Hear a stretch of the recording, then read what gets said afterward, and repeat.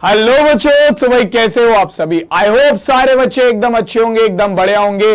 A very warm welcome to all of you. तो बच्चों, अपने क्लास 7th हिंदी मीडियम के चैनल पर आप सबका बहुत बहुत स्वागत है। और मैं कमल कौशिक आपकी गणित की यानी कि मैथमेटिक्स की एक और क्लास आपके लिए लेकर आ चुका हूं, जो कि आपके क्लास 7th के पहले चैप्टर पूर्णांक पर बेस्ड है, जहां पर हम बच्चों आज सीखेंगे हमारा कि कैसे हम दो पूर्णांकों का मल्टीप्लाई करते हैं, यानी कि दो इंटीजर्स की गुणा करते हैं, यानी कि how do we multiply two integers with each other, और कि दो पूर्णांकों की गुणा एक साथ कैसे होती है, इसके बारे में हम जानेंगे। ठीक है बच्चों, क्लास आज की बहुत इंटरेस्टिंग होने वाली है, क्योंकि यह चीज आपके आगे तक काम आएगी।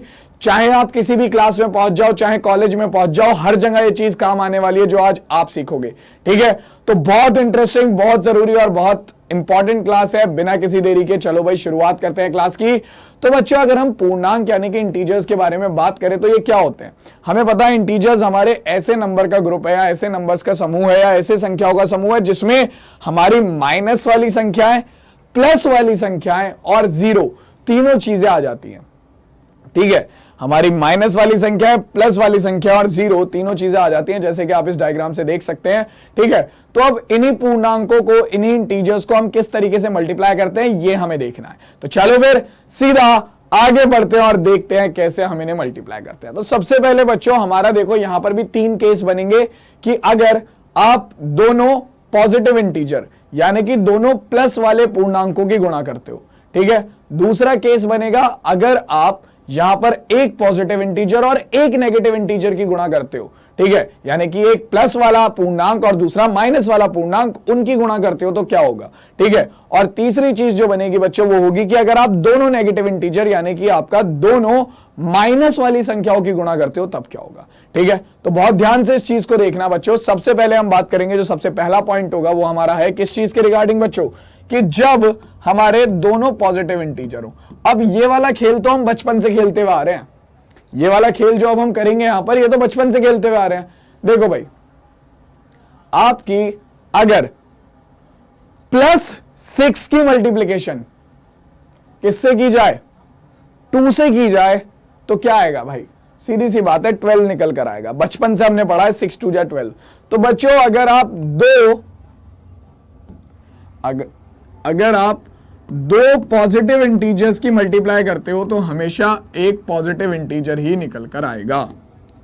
ठीक है, अगर आप दो पॉजिटिव इंटीजर की मल्टीप्लाई करते हो तो हमेशा एक पॉजिटिव इंटीजर ही निकल कर आएगा। अब चाहे आप उसमें कुछ भी ले लो, चाहे आप 25 गुणा 4 ले लो तो ये आ गया 100। ठीक है, चाहे आप 80 गुणा 8 ले लो तो ये आ जाएगा 640। ठीक है, मतलब ऐसा कुछ भी ले लो आप। अगर आप दो धनात्मक पूर्णांक यानी कि दो पॉजिटिव इंटीजर यानी कि दो प्लस वाले पूर्णांकों की गुणा कर रहे हो तो आपके पास जो वैल्यू निकल कर आएगी वो भी कैसी होगी, वो भी प्लस होगी। ठीक है, चलो भाई, अब देखो भाई, ये वाली कंडीशन तो क्लियर हो गई। दूसरी कंडीशन हमारे पास क्या बन सकती है, दूसरी कंडीशन और भी इंटरेस्टिंग है। क्या बनेगी बच्चों, दूसरी कंडीशन ये हो सकती है कि अगर तुम्हारा क्या हो, एक इंटीजर तो पॉजिटिव हो, दूसरा इंटीजर नेगेटिव हो, तो उसकी मल्टीप्लिकेशन कैसे करोगे। एक इंटीजर पॉजिटिव हो, दूसरा इंटीजर नेगेटिव हो, तो उनकी मल्टीप्लिकेशन कैसे होगी। अब आ जाओ बच्चों, उसके बारे में ही बात करते हैं। मान लो एक अपना पॉजिटिव इंटीजर है 20 और इसकी मल्टीप्लाई आपको किसके साथ करनी है, अपने दूसरे नेगेटिव इंटीजर माइनस के 25 यानी कि आपको +20 की गुणा माइनस के 25 से करनी है। यानी कि हमारा जो पॉजिटिव इंटीजर है, धनात्मक पूर्णांक है 20, उसकी गुणा ऋणात्मक पूर्णांक माइनस के 25 से करनी है। तो बच्चों देखो क्या आएगा, इसकी वैल्यू निकल कर आएगी माइनस के 500। कैसे, देखो जब आप 25 की मल्टीप्लाई 20 से करोगे तो आपके पास 500 आ जाएगा। ठीक है, 25 की मल्टीप्लाई 20 से करोगे तो 500 आ जाएगा। और बच्चों, जब भी हम एक पॉजिटिव इंटीजर की मल्टीप्लाई एक नेगेटिव इंटीजर से करेंगे, मतलब कि जब भी हम एक धनात्मक पूर्णांक की गुणा ऋणात्मक पूर्णांक से करेंगे तो हमारे पास क्या आ जाएगा बच्चों, हमारे पास हमेशा निकल कर आएगा एक नेगेटिव इंटीजर। तो बच्चों याद रखना, आपका -a इंटू बी या फिर a इंटू -b, इन दोनों की ही वैल्यू बराबर होती है -के ए बी के। ठीक है, अब चाहे बच्चों आपके पास फिर कुछ भी आ जाए, ठीक है, चाहे तो आपके पास आ जाए माइनस के 25 इंटू 4, तो इसकी वैल्यू भी क्या होगी 25 चौका 100, वो भी माइनस के। चाहे आपके पास आ जाए बच्चों 8 इंटू माइनस के 60, तो ये कितना हो जाएगा, 1 प्लस 1 माइनस है, माइनस आ जाएगा। ठीक है, ये आ गया 480। ठीक, करके देख सकते हो, 8 गुणा 0, 0 आ गया, और 8 छिंग 48, तो 480 आ गया। तो बच्चों हमेशा याद रखो कि जब भी आप एक नेगेटिव इंटीजर की मल्टीप्लाई, यानी कि एक ऋणात्मक पूर्णांक की गुणा धनात्मक पूर्णांक में करते हो, यानी कि एक प्लस वाली संख्या की गुणा माइनस वाली संख्या में करते हो, तो हमेशा जो वैल्यू निकल कर आएगी वो माइनस की निकल कर आएगी। ठीक है, ये अपनी दूसरी कंडीशन हो गई। तीसरी कंडीशन के बारे में अगर हम बात करें तो तीसरी कंडीशन क्या है, जब आप बच्चों दोनों ही नेगेटिव इंटीजर्स की गुणा कर रहे हो, यानी कि दोनों ही ऋणात्मक पूर्णांक की गुणा कर रहे हो, यानी कि आपका दोनों ही माइनस वाली संख्या की गुणा कर रहे हो, तब कंडीशन क्या बनेगी। तो बच्चों देखो, ऐसे में आपकी कंडीशन बनती है क्या, मान लो आपने -6 की मल्टीप्लाई करी, किसमें बच्चों, -6 की मल्टीप्लाई करी आपने -3 में, यानी कि -6 की गुणा -3 में करी, तो आपके पास +18 निकल कर आएगा। ठीक है, क्योंकि बच्चों देखो, जब 6 की गुणा आप 3 में करोगे, ठीक है, तो 6 तिया 18 होता है, यानी कि 6 इंटू 3 होता है हमारा 18, और माइनस की मल्टीप्लाई माइनस करने पर हमारे पास क्या आ जाता है, प्लस आ जाता है। ठीक है, तो हमेशा याद रखना -a इंटू -b, ये इज इक्वल्स टू होगा माइनस के ए बी के, मतलब प्लस के ए बी के। -a into -b is equals to होगा अपना माइनस के ए बी प्लस के ए बी के। क्लियर हो गई बात, ये पॉइंट सबको क्लियर हुआ, बहुत इंपॉर्टेंट पॉइंट है, क्लियर कर लो इसे, बहुत बढ़िया। अब देखो, चाहे आपके पास फिर कुछ भी आ जाए, आपके पास आता है -25 इंटू -4, तो ये होगा माइनस माइनस प्लस, और 25 इंटू 4 25 चौका 100। ठीक, आपके पास क्या आ जाए -30 गुणा -30 गुणा -4, तो ये हो जाएगा माइनस माइनस प्लस, 4 तिया 12, 120। ठीक है, तो मतलब बच्चों आप अगर एक माइनस की संख्या की गुणा एक माइनस की संख्या के साथ ही करोगे तो हमेशा एक प्लस की संख्या आएगी निकलकर। क्लियर है पॉइंट, समझ गए। तो जितना अभी मैंने आपको समझाया उतना समझ में आ गया, तो तुरंत कमेंट सेक्शन में बच्चों थम्स अप दिखाओ। ठीक है, क्लास में मजा आ रहा है तो तुरंत वीडियो को लाइक करो। ठीक है, और अपने दोस्तों के साथ इस वीडियो को शेयर करो, उन्हें बताओ कि भाई क्लासेस वगैरह चल रही हैं। अब बच्चों यार देखो, अब हर आदमी का अपना अपना एक गुण होता है। ठीक है, जैसे तुम्हारा गुण होगा भाई एग्जाम में चीटिंग करना, या बहुत अच्छे से पढ़ना, या फिर बच्चों मैं बात करूं आपका कि बहुत मजे से अपनी तैयारी करना, या कोई गेम खेलना, या फिर कुछ अच्छी चीजें। जैसे कि मैं अपनी बात करूं तो भाई मुझे गाने सुनना ज्यादा पसंद है और मैं गानों को बहुत अच्छे से एनालाइज कर सकता हूं, तो भाई ये मेरा एक गुण है।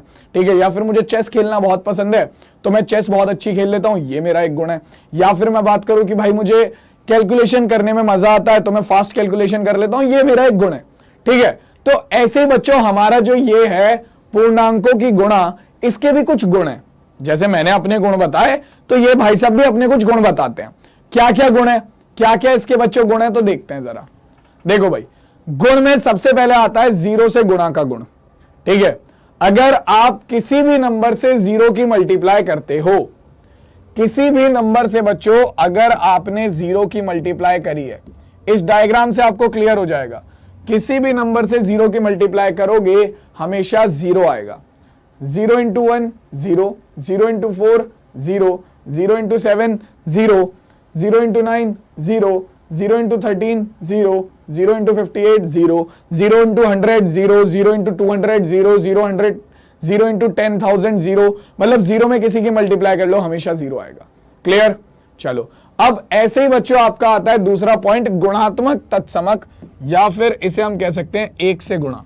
तो एक जो होता है बच्चों हमारा, उसे हम गुणात्मक तत्समक कहते हैं। एक को हम कहते हैं गुणात्मक तत्समक, क्योंकि एक की गुणा तुम किसी भी नंबर में करो, जैसे 0 की गुणा किसी भी नंबर में करने पर वो क्या कर रहा था, उन्हें अपने जैसा बना लेता था, यानी कि 0 बना लेता था। लेकिन एक बेचारा हमारा सीधा आदमी है, ठीक है, ये कहता है कि ठीक है यार छोड़ो, मैं ही तुम्हारे जैसा बन जाता हूं। तो 1 की मल्टीप्लाई आप किसी भी नंबर में करोगे, आपके पास हमेशा वही नंबर आएगा। 1 इंटू 3 3 आ गया, 1 इंटू 6 6 आ गया, 1 इंटू 8 8 आ गया, 1 इंटू 17 17 आ गया, 1 इंटू 99 99 आ गया, 1 इंटू 74 74 आ गया। ठीक है, मतलब 1 की मल्टीप्लाई तुम चाहे दुनिया जहाने के किसी भी नंबर से कर लो, आपके पास वही नंबर निकल कर आ जाएगा। उल्टा इसका जो 0 है वो कहता है कि मैं इतना सीधा नहीं हूं भाई साहब, मैं तुम्हारी तरह नहीं बनूंगा, तुम्हें मैं अपनी तरह बना लूंगा। ठीक है, अब वो क्या करता है, वो जिसमें भी मल्टीप्लाई होता है सबको 0 कर देता है। ठीक है, पॉइंट क्लियर, समझ गए? बहुत बेहतरीन।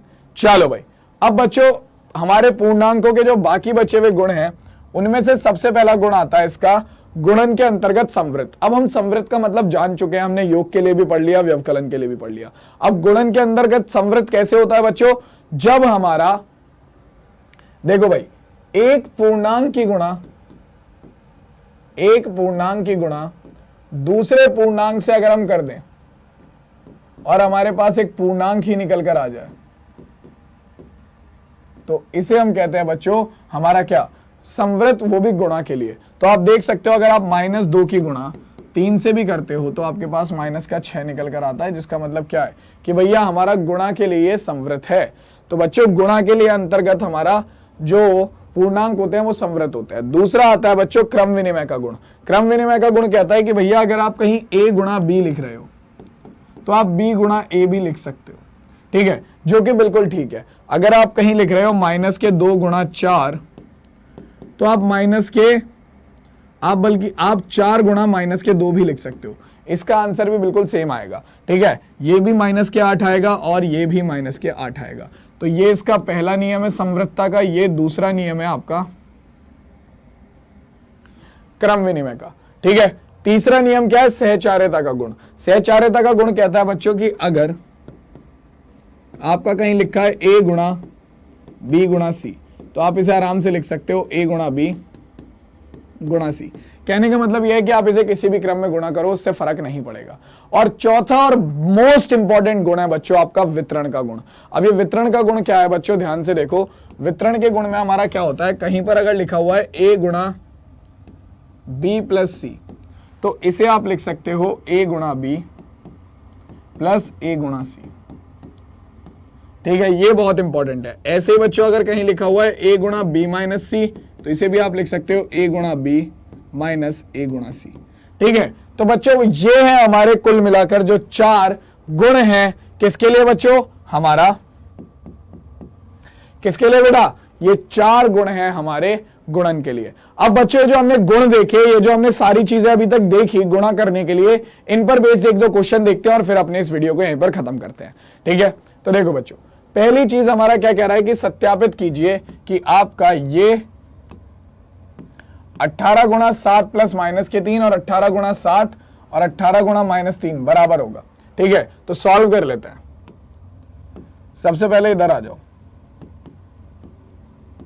7 प्लस -3 बराबर 18 गुणा 7 प्लस 18 गुणा -3। तो बच्चों हमारे पास क्या आएगा, ढंग से सॉल्व करते हैं इसे। सबसे पहले देखो ये हो जाएगा 18 गुणा हमारा कितना आएगा 7 और माइनस, देखो एक धनात्मक संख्या एक ऋणात्मक संख्या है तो क्या होगी, दोनों आपस में घटेंगी। ठीक है, तो ये हो जाएगा 7 में से 4 गए 4, 7 में से 3 गए 4 आ गया। और साइन कौन सा आएगा बच्चों, बड़ी संख्या के साथ वाला, यानी कि इस प्लस के 4 आएगा। अब देखो भाई ये हमारा क्या इसके बराबर होगा, तो देखो भाई 18 7 कितना हो जाएगा 56 का 6 हासिल को गया कितना बच्चों, 7 8 56 का 6 हासिल को गया 5, 7 1 7 और 5 12, तो 126 हो गया।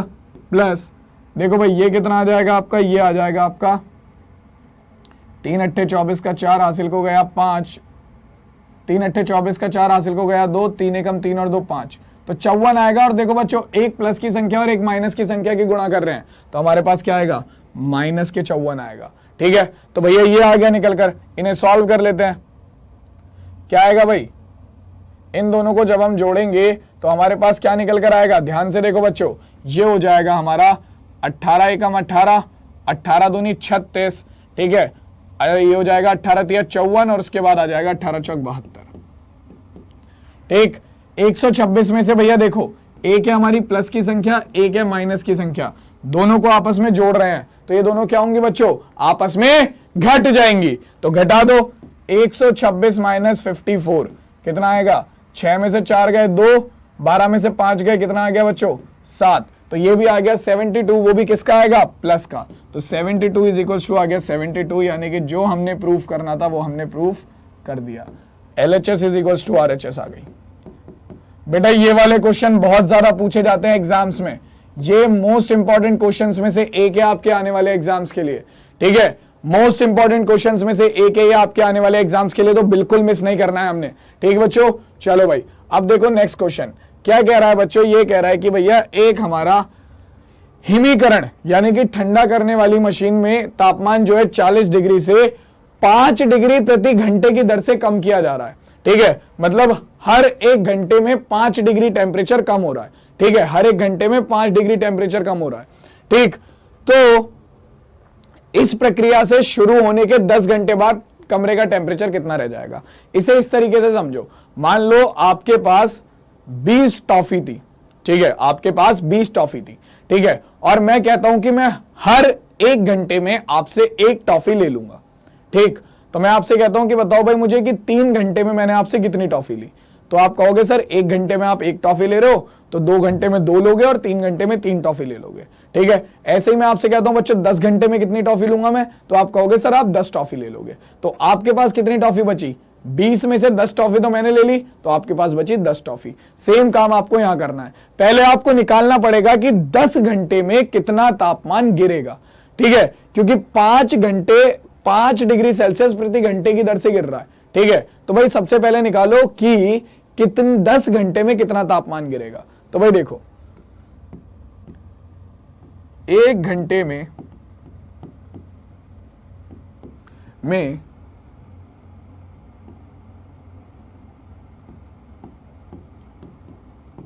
गिरने वाला तापमान, तो ये है बच्चों आपका 5 डिग्री सेल्सियस। तो भैया 10 घंटे में कितना हो जाएगा, 10 घंटे में गिरने वाला तापमान, तो सीधी बात है बच्चों 10 से इसकी गुणा कर दो, 10 × 5 यानी कि 50 डिग्री सेल्सियस।